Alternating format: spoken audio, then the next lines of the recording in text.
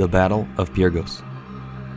In late January of 2027, AAF forces were sent to take the city of Pyrgos, which had been recaptured by loyalist forces the previous December.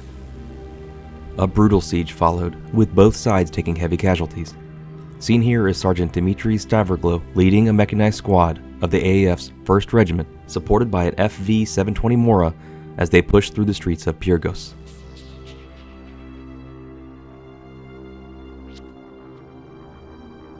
Members of the Cherno-Russian Green Sea Foreign Legion moved past the corpses of a separatist militia unit during the renewed fighting in South Zagoria, in the backdrop of the ongoing Russian invasion.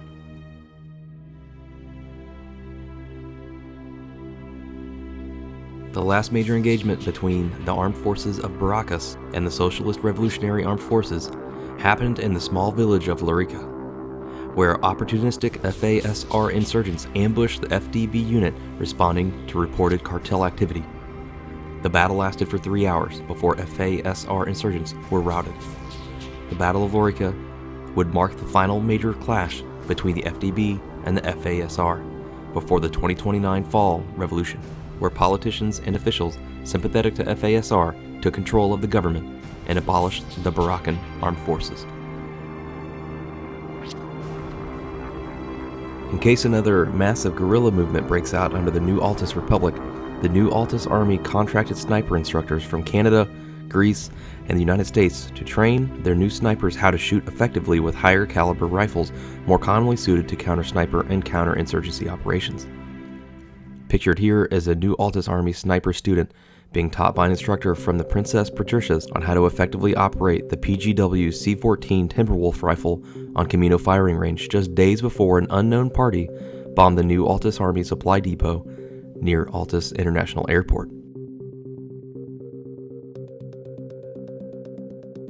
Members of St. Anselm's Constabulary, who managed to escape from the initial encirclements on the first day of the invasion, began waging a guerrilla campaign against Alcillian assets both within the borders of St. Anselm, but in some instances deep inside Alcillo. Pictured is one of these partisan units laying explosives to delay deliveries of the West German-originated TPZs and other vehicles from reaching the front line, hoping to stop the Alcillian advance that has slowly backed the remaining part of the constabulary into a dwindling corner.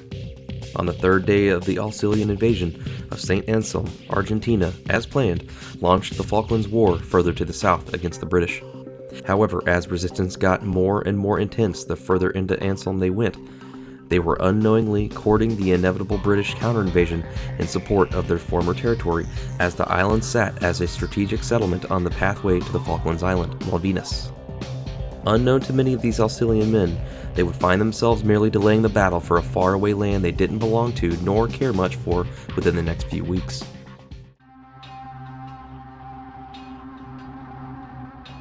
During the end of the Civil War in the Republic of Altis and Stratus, many people who were aligned with the government loyalists were often shot after the last battles or simply disappeared.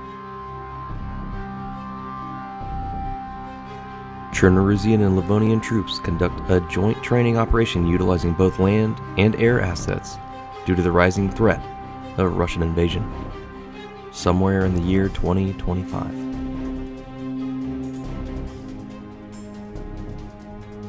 Armed forces of the New Russia Military Exhibition 2024 following the collapse of the Russian Federation in 2002 and the subsequent rebuilding with aid from the West, the Russian armed forces became a much smaller and more professional military force equipped with better individual equipment.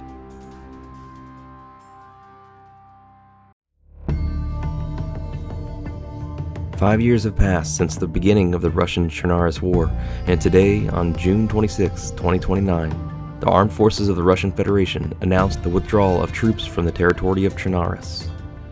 During the 5 years of the war, the Russians only managed to capture the South Zagoria region, without success in advancing to the capital, Novograd. Having suffered heavy losses, the command decided to retreat.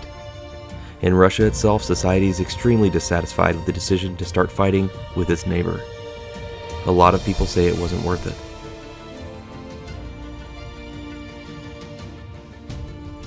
Russia 2025. The armed forces of the Russian Federation went through a lot of military reform 2 years ago by purging corrupt officials increasing logistical support to combat units, and fielding new infantry equipment in order to increase the life expectancy of the regular soldier.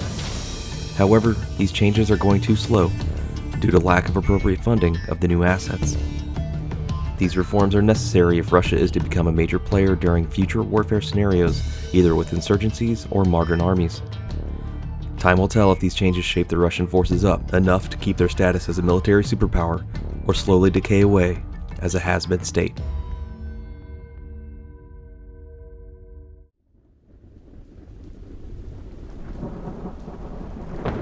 Following the successful defense of West Corazol by the 1st Infantry Division, the 4th Armored Division was chosen for the first counterattacks into East Corazol across the border. Heavy bombardment by Royal Sorani Air Force and RAKS artillery regiments left the streets of East Corazol clogged with debris, destroyed SLA vehicles, and bodies. This restricted the freedom of movement by the heavily mechanized unit, causing heavy losses. Within a week of the start of the counteroffensive operations and 2 weeks after the war began, all reserve personnel had been mobilized, filling replacements for the 1st Infantry Division and bolstering the SNG who relieved 1st Infantry Division from their defensive posture. By the end of the counterattack into East Corazol, its city had been reduced to rubble, as what was left of the 21st Sorani Revolutionary Guard Regiment had fought to the death in many parts of the city. The SLA's 1st Maneuver Division and Corazol Defense Brigade was decimated by Royal Sorani Air Force airstrikes and artillery bombardment. Those who survived surrendered, and reports of revenge killings against SLA POWs were widespread, though denied by the Kingdom of Sorani. Progress was slowed by a failed attempt by the 22nd SRG Regiment to air assault north of East Corazol. When the 1st ID and the 4th Armored Division finally broke out of the city, the fighting had devolved into trench warfare that continued for several months as they pushed north towards the DRS capital of Bogongo.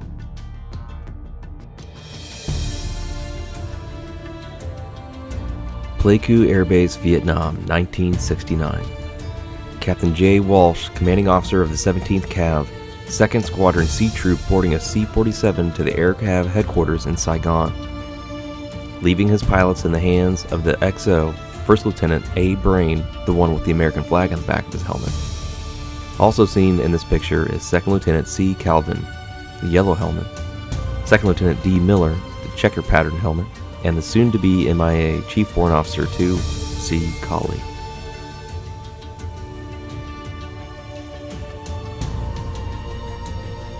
Mediterranean Flashpoint, July 2035.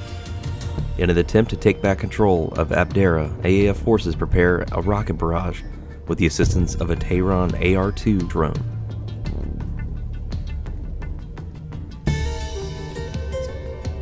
An F-16 SCJ of the 153rd Tactical Fighter Squadron, Royal Sorani Air Force, performs a show of force flyby after dropping ordnance. Several JTAC qualified members of the 1st Infantry Division, 2nd Parachute Division, 3rd Mountain Division, 4th Armored Division, and Royal Sorani Special Operations Command Royal Recon trained alongside Polish, American, and Livonian counterparts in Livonia. Well guys, I hope you enjoyed the first iteration of my new community-made lore videos. The lore you heard me read, as well as all the screenshots on screen, were made by community members and Arma 3 players just like you.